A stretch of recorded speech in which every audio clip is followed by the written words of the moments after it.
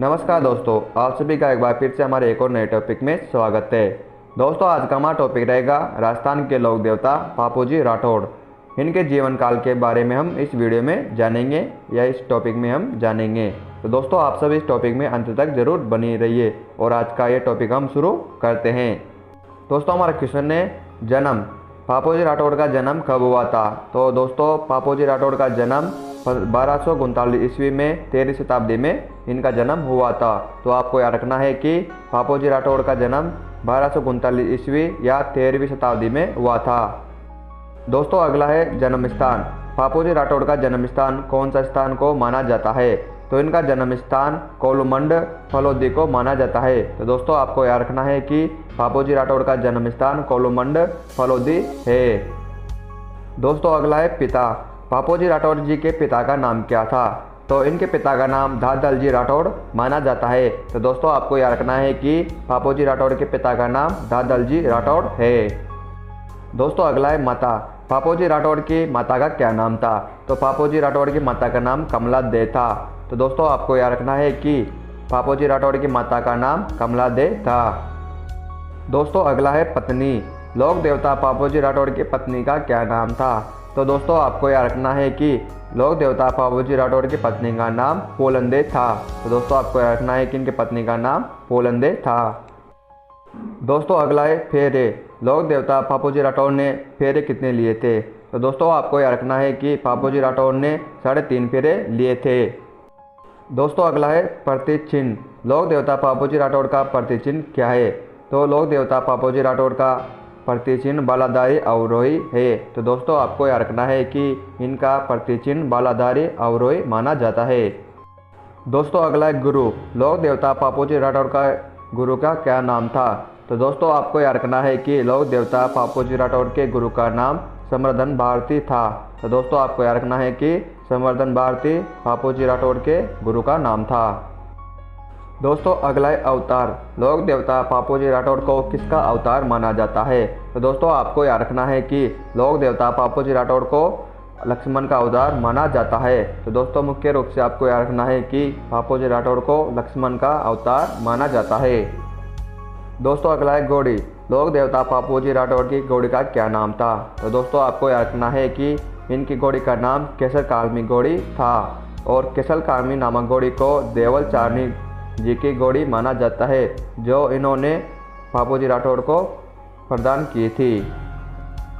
दोस्तों, अगला है देवचू का युद्ध। लोक देवता बापूजी राठौड़ ने देवचू का युद्ध लड़ा था। लोक देवता बापूजी राठौड़ ने देवचू का युद्ध कहाँ लड़ा था?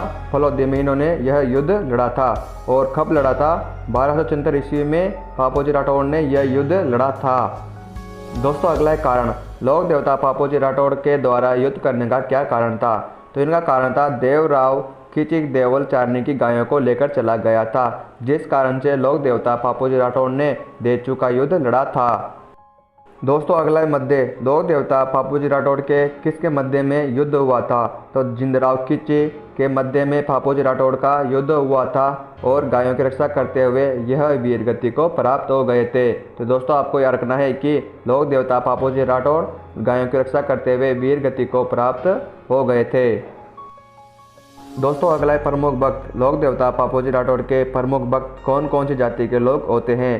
तो रायका, रेवाड़ी, देवासी जाति, चारण जाति व राठौड़ जाति, नायक जाति, अन्य जातियाँ लोक देवता बापूजी राठौड़ के भक्त होते हैं।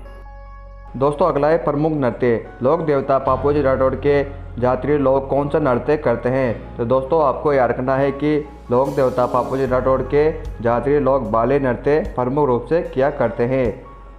दोस्तों, अगला है प्रमुख वाद्य यंत्र। लोक देवता बापूजी राठौड़ के प्रमुख वाद्य यंत्र माट माना जाता है और ये बापूजी के फावड़े के नाम से जाना जाता है। तो दोस्तों, आपको याद रखना है कि प्रमुख वाद्य यंत्र माट या बापूजी के फावड़े हैं। दोस्तों, अगला है रावण हत्या। बापूजी की फड़। लोक देवता बापूजी राठौड़ की फड़ रावण हत्या को माना जाता है। दोस्तों, अगला है प्रमुख मंदिर। लोक देवता बापूजी राठौड़ का प्रमुख मंदिर कहाँ पर स्थित है? तो दोस्तों, आपको याद रखना है कि लोक देवता बापूजी राठौड़ का प्रमुख मंदिर कोलूमंड जोधपुर में स्थित है। इनका प्रमुख मंदिर कहाँ पर स्थित है?